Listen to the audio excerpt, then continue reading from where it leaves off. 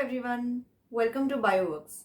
So our topic for today is seed and fruit development. Let's begin.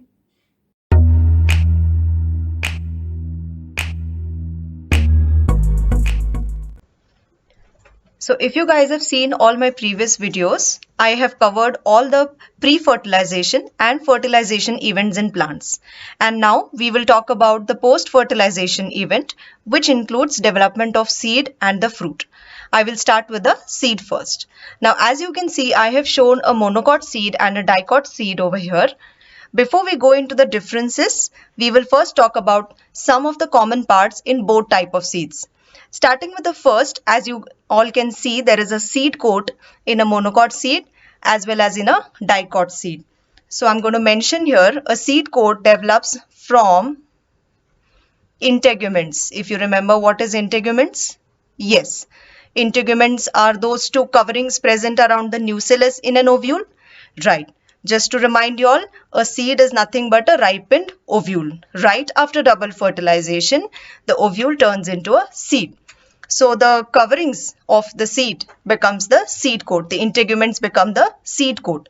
Now, if you remember, there were two integuments, an outer integument and the inner integument.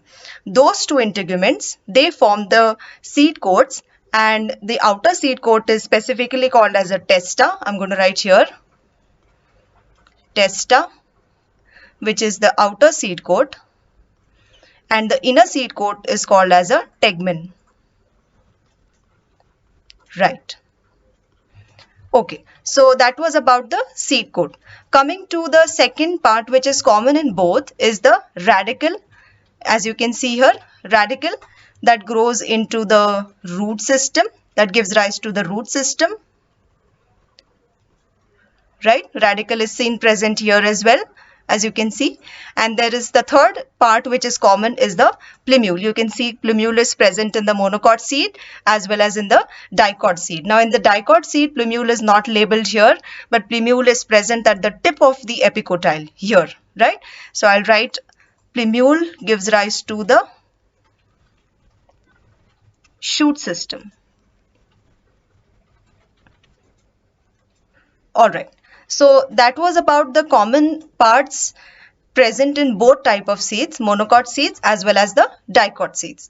Now let us go into details of the other parts relevant to it.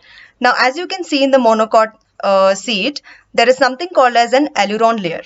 So aileron layer is a layer that is rich in proteins. Remember that it is rich in proteins and it is required for nourishment of the embryo. Right? Then there is something called as scutellum here, right? Scutellum is nothing but a cotyledon. I had mentioned that in my previous video. Scutellum is the cotyledon of a monocot seed. And you can also see cotyledon present here. The only difference is in a dicot, there are two cotyledons present, whereas in a monocot seed, there is a single cotyledon which is called as scutellum, right? Then apart from aileron layer, there is something called as endosperm here. Now, I will be talking about endosperm in the later part of this video. Right now, I'll be covering the other topics first. All right. Then talking about the coleoptile and the coleorhiza here in the monocot seed. As we all know, coleoptile is the protective sheath that is present around the plumule, whereas coleorhiza is the protective sheath that is present around the radicle. Fine. That was about the monocot seed. Moving to the dicot seed. In dicot seed, you can see this is the embryo. The seed coat I already mentioned, two cotyledons, right? Then the radicle, which forms the root system. Now above radicle, there is a structure called as a hypocotyle, and there is one more structure called as an epicotyle.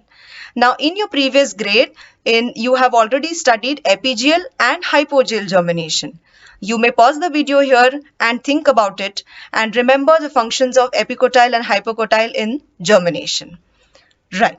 Now epicotyle is present between the cotyledon and the plumule, and it gives rise to the shoot system.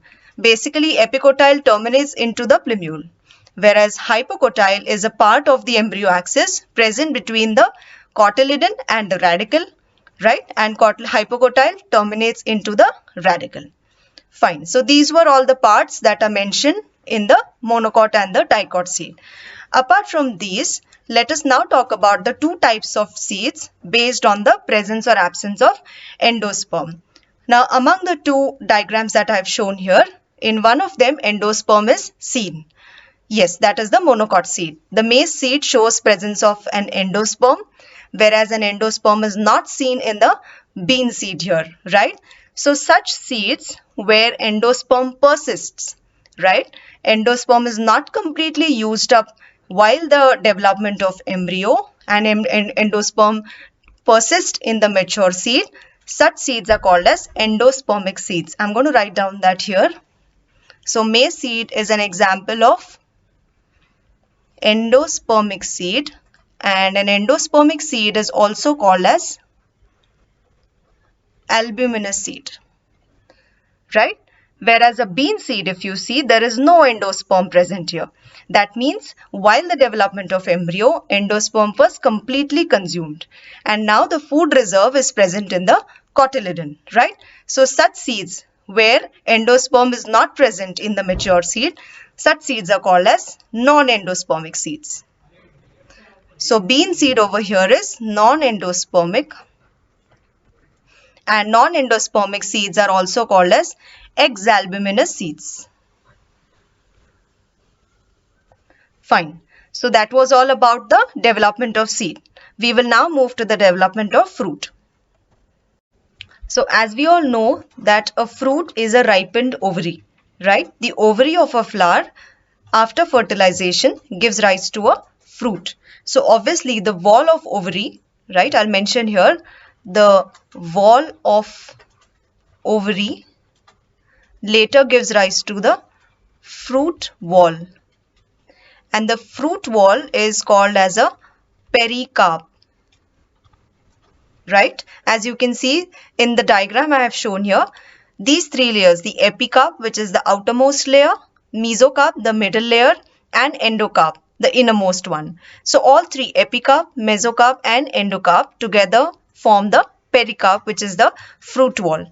And inside the endocarp, you will see presence of the seed, which is the ripened ovule, right? Now, as we all know that an ovary gives rise to a fruit, and all other floral parts, they fall off and they degenerate, right? So when an ovary is involved in the formation of fruit, it is called as a true fruit. But in case of a false fruit, there are other parts that are involved in fruit formation, such as thalamus shown over here. This is an apple, and you can see thalamus is involved in the formation of fruit. So such fruits are called as false fruits. Alright, so that was about development of a fruit. So hope you found this video helpful. Don't forget to like, share and subscribe. See you in the next session. Thank you.